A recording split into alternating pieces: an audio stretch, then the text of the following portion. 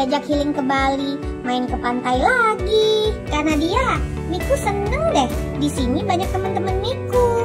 Iya, seneng banget. Makasih karena dia. Miku, Moku, kakak ngajak kalian ke sini itu bukan untuk healing, tapi untuk cari tahu gimana sih persiapan Satgas PMK di sini menjelang G20 di Bali. G20 itu apa, Kak? G20 itu adalah rapat besar yang membahas tentang perekonomian dan dihadiri oleh 20 negara di dunia. Oh, itu ya Kak. Moku jadi penasaran juga deh. Hehehe. Nah, kalau Miku penasaran, Moku juga penasaran, yuk temenin kakak kita cari dinas pertaniannya yang ada di Karangasem. Ikut Kak, ikut.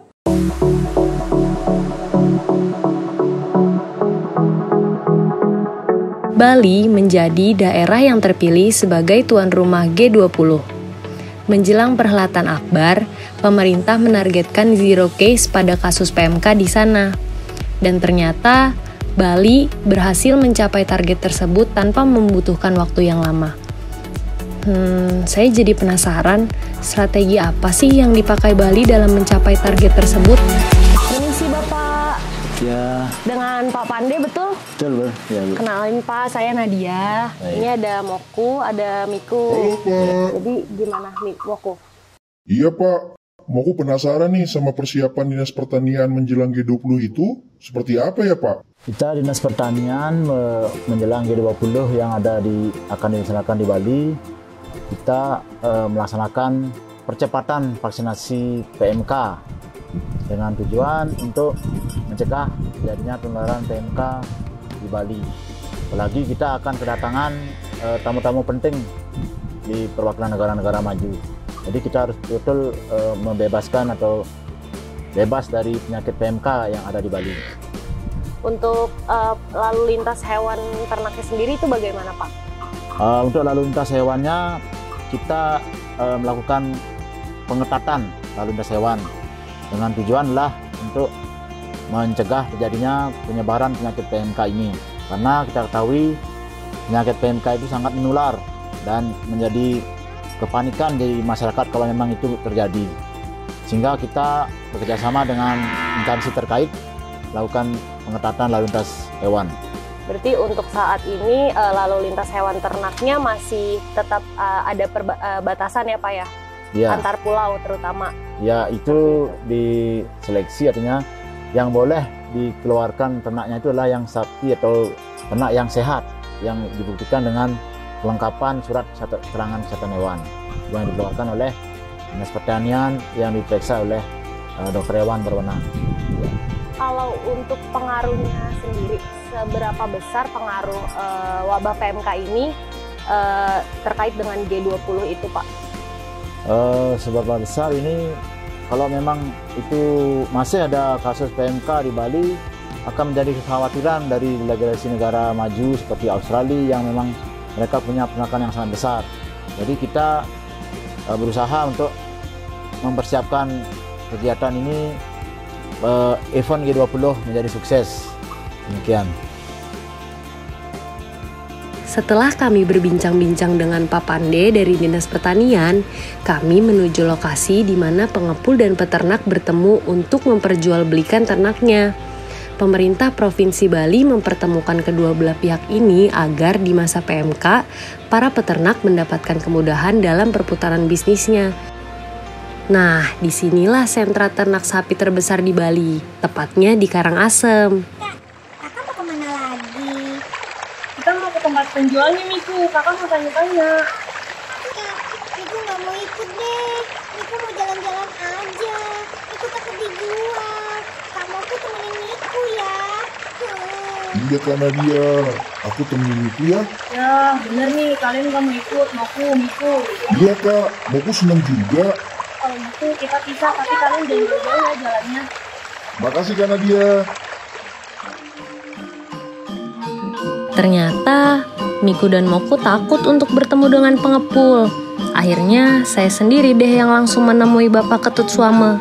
Beliau adalah Ketua Peternakan Duku Sariharta. Setiap Idul Adha kami menyiapkan sapi pejantan yang sudah siap dipotong dan sudah umur bisa dijual, bisa dipotong itu minimal 2.500 ekor per Idul Adha. Nah, untuk sapi betina juga kami menyiapkan tahun kemarin ini lebih juga dari 100 ekor lebih, Bu. Karena sapi betina yang kami siapkan itu sudah jelas, 1 sehat, 2 sudah mandul, 3 kami jual itu udah dibawa dengan bayar, sudah disertai dengan surat dari dinas. Diterangkan juga sapi itu sudah sehat. Ya, itu Bu, cuma itu. Wah, ternyata saat Idul Adha kemarin permintaan sapi potong di Bali jumlahnya cukup besar ya. Dan rupanya proses jual beli di sini juga sudah memiliki standar kesehatan yang cukup baik. Dibuktikan dengan sertifikat yang harus dimiliki oleh peternak saat ingin menjual sapi-sapinya. Lu sih Mbak, mau ngapain? Pak, izin saya mau lihat-lihat sapinya. Oh, mohon maaf Mbak, sekarang kan dalam keadaan wabah PMK, jadi nggak boleh sembarangan orang masuk ke sini. Oh, tapi saya udah aman kok Pak, udah disinfektan semuanya. Oh ya, bisa boleh. Bapak dengan Bapak siapa?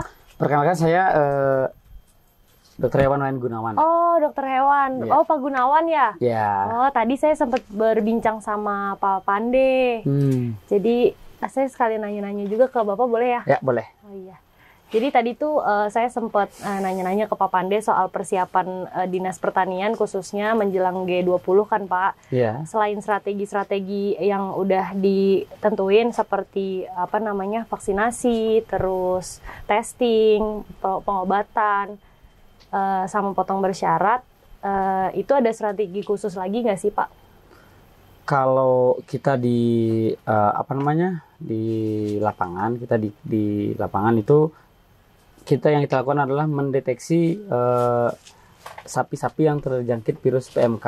Ya, deteksinya itu diawali dengan kita menerima laporan dari masyarakat, terus ada tim dari dinas yang turun ke lapangan untuk mengecek kalau ada ternak yang terindikasi menunjukkan gejala klinis PMK, kita langsung laporkan ke dinas dan juga ke Balai Besar Veteriner untuk kita komunikasikan untuk melakukan pengambilan sampel seperti itu.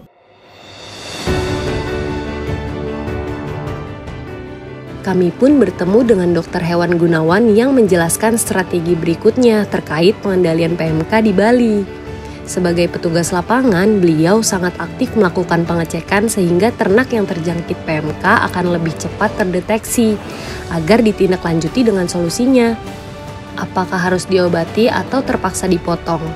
Peran aktif petugas lapangan seperti Pak Dr. Gunawan ini dan rekan-rekannya menjadi ujung tombak untuk mengendalikan kasus PMK di Indonesia, terutama di Bali.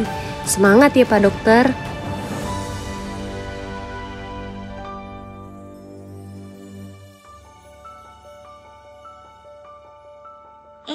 Karena dia. Niko, gimana kalian habis dari mana aja tadi? Niko habis jalan-jalan tadi Kak, keliling-keliling Bali. Oh gitu. Kakak tadi habis dari peternakan sama dokter hewan. Kalian udah puas kan jalan-jalannya? Udah Kak. Ya udah kalau gitu kita pulang ya. Ayo Kak, ayo Oke, ayo kita ke sana. Seperti daerah-daerah sebelumnya, perjalanan ke Karangasem Bali hari ini banyak membuka wawasan baru yang sangat bermanfaat bagi kita semua. PMK memang bukan wabah baru, namun cukup mengejutkan. Dan luar biasanya lagi, Bali cukup sigap dalam menyiapkan daerahnya sebagai tuan rumah G20. Semoga kesigapan ini juga dapat ditiru oleh daerah lain agar segera terbebas dari PMK.